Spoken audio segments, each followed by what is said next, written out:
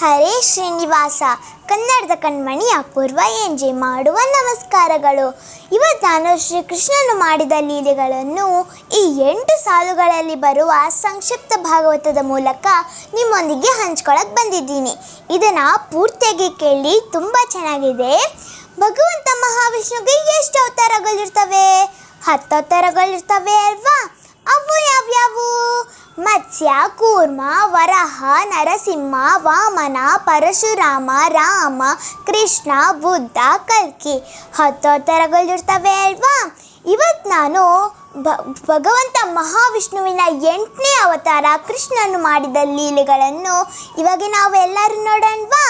ಮೊದಲನೇದಾಗಿ ಆದೌ ದೇವಕೀ ದೇವಿ ಗರ್ಭ ಜನನಂ ಗೋಪಿ ಗೃಹೇ ವರ್ಧನಂ ಮಾಯಾಪೂತನಿ ಜೀವಿತಾಪಹರಣಂ ಗೋವರ್ಧನೋದ್ಧಾರಣಂ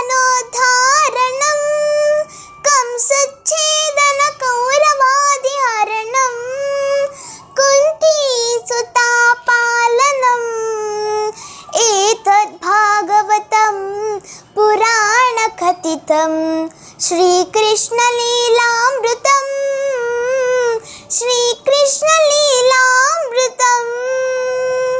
ಈಗ ಈ 8 ಸಾಲುಗಳಲ್ಲಿ ಬರುವ ಅದರ ಅರ್ಥವನ್ನು ನಾವೆಲ್ಲರೂ ನೋಡೋಣವಾ? ಆದೌ ದೇವಕೀ ದೇವಿ ಗರ್ಭ ಜನನಂ. ಇದರ ಅರ್ಥ ಏನಪ್ಪ ಅಂದರೆ, ಶ್ರೀಕೃಷ್ಣ ಪರಮಾತ್ಮ ದೇವಕಿ ಸುತನಾಗಿ ಇಡೀ ಜಗತ್ತನ್ನು ಉದ್ಧಾರ ಮಾಡಲು ಜನ್ಮ ತಾಳಿದನು. ಗೋಪಿ ಗೃಹೇ ವರ್ಧನಂ. ಗೋಪಿಕೆಯ ಪ್ರೀತಿಯ ಪಾತ್ರನಾಗಿ ಅವರ ಮನೆ ಮನಗಳಲ್ಲಿ ಸದಾ ನೆಲೆಸುವಂಥವನು. ಮಾಯಾಪೂತನಿ ಜೀವಿತಾಪಹರಣಂ.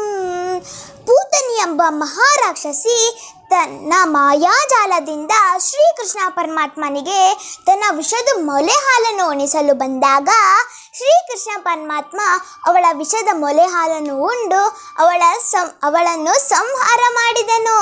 ಹುಟ್ಟಿದೇಳು ದಿವಸದಲ್ಲಿ ದುಷ್ಟ ಪುತನಿಯ ಕೊಂದೆ.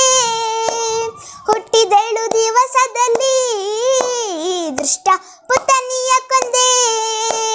ಮುಟ್ಟಿ ವಿಷದ ಮೊಲೆಯುಂಡ ಕಾರಣ, ಮುಟ್ಟಿ ವಿಷದ ಮೊಲೆಯುಂಡ ಕಾರಣ ದೃಷ್ಟಿ ತಾಕಿತೆ ರಂಗಯ್ಯ ನಿನಗೆ ರಂಗಯ್ಯ, ದೃಷ್ಟಿ ತಾಕಿತೆ ರಂಗಯ್ಯ. ನೋಡಿ, ಶ್ರೀಕೃಷ್ಣ ಪರಮಾತ್ಮ ಹುಟ್ಟಿ 7 ದಿವಸದಲ್ಲಿ ಪೂತನಿ ಎಂಬ ಮಹಾರಾಕ್ಷಸಿಯನ್ನು ಸಂಹಾರ ಮಾಡಿದನು. ಗೋವರ್ಧನೋದ್ಧಾರಣಂ. ಗೋವರ್ಧನಗಿರಿಯನ್ನು ತನ್ನ ಕಿರುಬೆರಳಿಂದ ಎತ್ತಿ ಹಿಡಿದು ಗೋಕುಲದ ಗೋಪಾಲಕರು, ಗೋಪಿಯರು ಹಾಗೂ ಗೋವುಗಳನ್ನು ಇಂದ್ರದೇವನ ಸಿಟ್ಟಿನಿಂದ ಹಾಗೂ ಧಾರಾಕಾರವಾಗಿ ಸುರಿಯುತ್ತಿದ್ದ ಮಳೆಯಿಂದ ಕಾಪಾಡಿದನು. ಈ ಗೋವರ್ಧನ ಲೀಲೆ ಏಕೆ ಅಂತೀರಾ?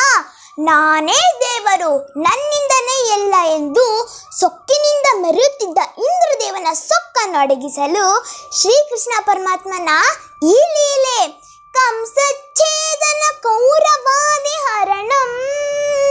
ತನ್ನ ಸೋದರ ಮಾವಾದಂತಹ ಕಂಸನೆಂಬ ದುಷ್ಟ ರಾಕ್ಷಸ ಹಾಗೂ ಅವನು ಕಳಿಸಿದ ಅನೇಕ ರಾಕ್ಷಸರನ್ನು ಸಂಹಾರ ಮಾಡಿ ಕಂಸನಿಗೂ ಕೂಡ ಮುಕ್ತಿಯನ್ನು ದಯಪಾಲಿಸಿದ ನಮ್ಮ ಶ್ರೀಕೃಷ್ಣ ಪರಮಾತ್ಮನು. ಕುರುಕ್ಷೇತ್ರ ಮಹಾಯುದ್ಧದಲ್ಲಿ ಅಧರ್ಮವನ್ನು ನಾಶಗೊಳಿಸಲು, ಧರ್ಮ ಸ್ಥಾಪನೆಗಾಗಿ, ಕುರುವಂಶವನ್ನು ನಿರ್ವಂಶ ಮಾಡಲು ಪಾಂಡವರಿಗೆ ಸಹಾಯವಾಗಿ ನಿಂತ ನಮ್ಮ ಶ್ರೀಕೃಷ್ಣ ಪರಮಾತ್ಮನು. ಕುಂತಿ ಸುತಾಪಾಲನಂ. ಕುಂತಿ ಪುತ್ರರು ಯಾರು? ಪಂಚಪಾಂಡವರು ಅಲ್ವಾ? ಅಂದರೆ ಧರ್ಮರಾಜ, ಭೀಮಸೇನ, ಅರ್ಜುನ, ನಕುಲ, ಸಹದೇವ ಅವರ ನಿಜ ಗುಣಗಳನ್ನು ಎಣಿಸಿ ಕುರುಕ್ಷೇತ್ರ ಮಹಾಯುದ್ಧದಲ್ಲಿ ಧರ್ಮ ಸ್ಥಾಪನೆಗಾಗಿ ಅವರಿಗೆ ಶ್ರೀರಕ್ಷೆಯಾಗಿ ನಿಂತ ನಮ್ಮ ಶ್ರೀಕೃಷ್ಣ ಪರಮಾತ್ಮನು. ಏತದ್ ಭಾಗವತಂ ಪುರಾಣ ಕಥಿತಂ. ಕುರುಕ್ಷೇತ್ರ ಮಹಾಯುದ್ಧದಲ್ಲಿ ಅರ್ಜುನನು ತನ್ನವರೆಂದು ಸಂಹಾರ ಮಾಡಲು ನಿರಾಕರಿಸಿದಾಗ ಶ್ರೀಕೃಷ್ಣ ಪರಮಾತ್ಮ ತನ್ನ ವಿಶ್ವರೂಪವನ್ನು ತೋರಿಸುತ್ತಾ ಭಗವದ್ಗೀತೆ ಸಾರವನ್ನು ಬೋಧಿಸುತ್ತಾನೆ. ಯಥಾ ಯಥಾ ಹಿ ಧರ್ಮಸ್ಯ ಗ್ಲಾನಿರ್ಭವತಿ ಭಾರತ ಅಭ್ಯುತ್ಥಾನ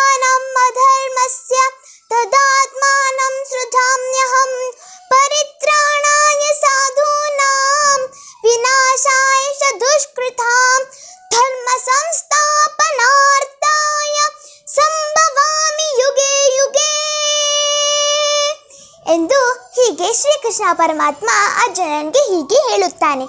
ನೀನು ನಿಮಿತ್ತ ಮಾತ್ರ, ಆಗು ಹೋಗುಗಳಿಗೆ ನಾನು ಕರ್ತೃ ಕರ್ಮ ಕ್ರಿಯೆನಾಗಿದ್ದೇನೆ. ನೀನು ನಿಶ್ಚಿಂತೆಯಿಂದ ನಿನ್ನ ಕರ್ತವ್ಯವನ್ನು ನೀನು ಮಾಡು ಎಂದು ಬೋಧಿಸುತ್ತಾನೆ. ಪ್ರತಿ ಯುಗದಲ್ಲಿ ಅಧರ್ಮವನ್ನು ನಾಶಗೊಳಿಸಲು ಧರ್ಮ ಸ್ಥಾಪನೆಗಾಗಿ ನಾನು ಜನ್ಮ ತಾಳುತ್ತೇನೆ ಎಂದು ವಾಗ್ದಾನ ಮಾಡಿದನು. ಶ್ರೀಕೃಷ್ಣ ಲೀಲಾಮೃತಂ, ಶ್ರೀಕೃಷ್ಣ ಲೀಲಾಮೃತಂ. ಭಾಗವತದ ಪುರಾಣ ಕಥೆಗಳಲ್ಲಿ ಶ್ರೀಕೃಷ್ಣನ ಲೀಲೆಗಳು ಅನೇಕ ಲೀಲೆಗಳು ಉಂಟು ಅಲ್ವಾ.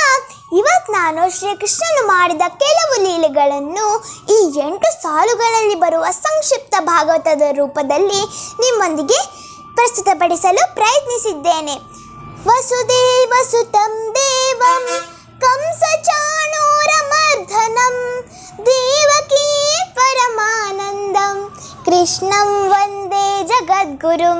ಶ್ರೀಕೃಷ್ಣಾರ್ಪಣಮಸ್ತು. ಧನ್ಯವಾದಗಳು.